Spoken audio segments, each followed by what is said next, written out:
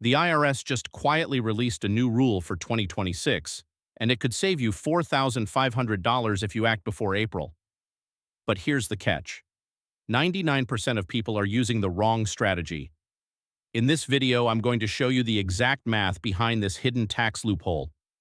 First, let's talk about the standard deduction. In 2026, the IRS raised it to $14,600 for single filers and $29,200 for married couples. But here's what nobody tells you. There's a second layer of deductions most people miss entirely. It's called the saver's credit. If you contribute to a Roth IRA or a 401k and your income is under $76,500 as a married couple or $38,250 as a single filer, you can get up to $2,000 back. That's cash in your pocket, not just a deduction.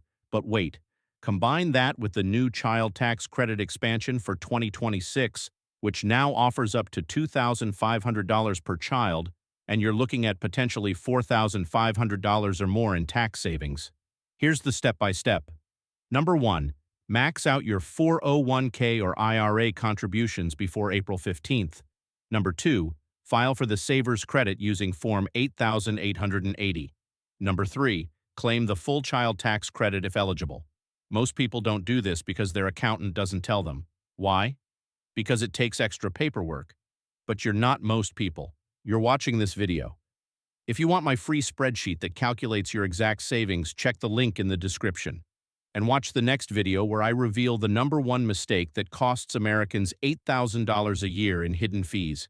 Subscribe and hit that bell. Your future self will thank you.